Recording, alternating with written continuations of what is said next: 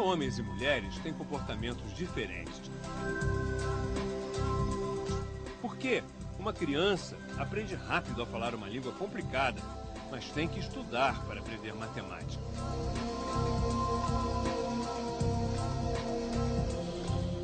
O que no comportamento humano é resultado da evolução da nossa espécie? São temas para a Psicologia Evolucionária, uma nova ciência que descende da teoria da evolução de Charles Darwin, relembrada em todo o mundo neste mês de fevereiro, por ocasião do bicentenário de seu nascimento. Um dos mais famosos psicólogos dessa área, com muitos livros publicados no Brasil, é Steven Pinker, professor da Universidade Harvard. Pinker se destacou recentemente por ser um dos primeiros cientistas a ter seu genoma publicado na internet. Segundo o psicólogo, descobrir quais são os seus próprios genes foi uma experiência frustrante, porque não acrescentou quase nada ao que ele já sabia sobre si mesmo. Muito mais esclarecedor, ele diz, para entender a natureza humana, é seguir os passos de Darwin e explicar as nossas tendências inatas como resultado da evolução. Steven Pinker recebeu o Milênio em sua sala em Harvard para conversar sobre a relevância de Darwin para a psicologia contemporânea. So let's talk about Darwin first. Yes. So the teaching of evolution, I've read in one of your books, and I think it's right, that people really don't understand exactly what evolution, the theory of evolution is about. So how can you explain to a lay public who is going to be watching this what the theory of evolution tells us about what we need to know about us and the world? Well, the theory of evolution explains how complex living things come into existence. The classic case is the eye of animals, which is far too complex to have been assembled by chance or just to grow like a wart or a tumor. It's got many parts that function together to do something, that is, to form an image. Now, our nature is also complex. Our ability to remember, our ability to see, that is to use the information coming from the eyes, our ability to speak, our ability to cooperate with one another. And I think the theory of evolution is necessary to allow us to understand how the complicated parts of our brain evolved in the same way that it allows us to understand how the complicated parts of our body, like our eyes, evolved. But most people, not most, but lots of people, especially religious people, and people in general, they see how perfect life is. I mean, in many instances, the complication that you mentioned, how it works, and it seems to be designed. Mm-hmm. So how can you convince someone who has this ingrained, I think we have this ingrained. Yes. Oh, absolutely. We see design, we think there must be a designer.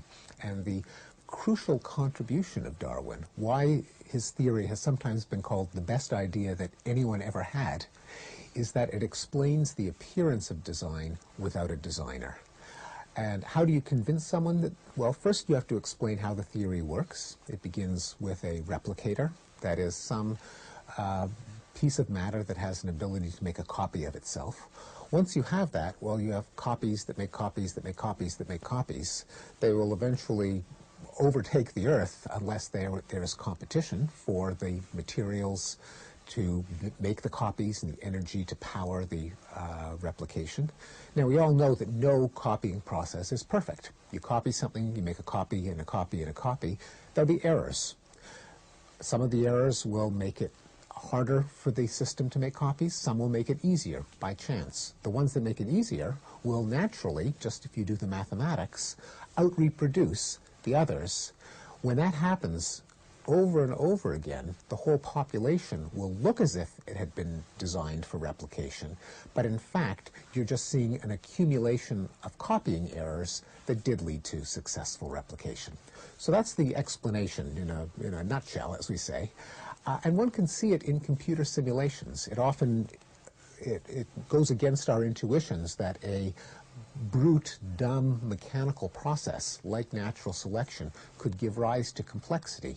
But a number of computational biologists have invented artificial worlds in which they allow things to replicate, and the replicants replicate and replicate in turn.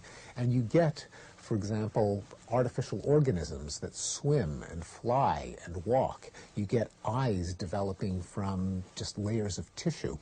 And to see these simulations is, I think, to believe that the process of selection can lead to design without a designer. But besides selection, there's adaptation. What is that? Well, adaptation is traits in a system that allow it to attain some goal. The theory of natural selection says that whenever we see adaptation in a living system, its ultimate goal will be reproduction. In fact, not just in living things, but anywhere, because anywhere in the universe. It predicts that you should never find a complex organism without an ability to reproduce. It predicts you should not go to the moon and find hotel rooms and computers and cars and other complicated systems, because unless they were left there by living organisms, because only something that reproduces can give rise to adaptation. That's the content of the theory. Give us an example how that is shown in our lives. Well, if you compare the things that a human can do that our best artificial systems cannot do, there are many examples. You can't get a robot that can walk like a person or grasp things without crushing them or dropping them. I would love to have a robot that could put the dishes away from the dishwasher or run simple errands. I'd say, oh, I'm out of milk. Can you go to the store and pick up a glass of milk? A robot can't do that. It can't understand English. It can't manipulate things like take money out of a wallet. It can't climb up or down stairs. It can't use common sense. So if I say that I need some milk, it won't come back with 1,000 gallons of milk or with 1 centimeter of milk. All of these things that we take for granted as part of our own intelligence are extremely complicated engineering tasks, and that suggests, as with the eyeball, that there has been some shaping by evolution. So it means that we have all these innate abilities, right? We are not born as blank slates, completely malleable. That's we are born with specific abilities. How do those abilities have developed? Oh, well, they evolved by allowing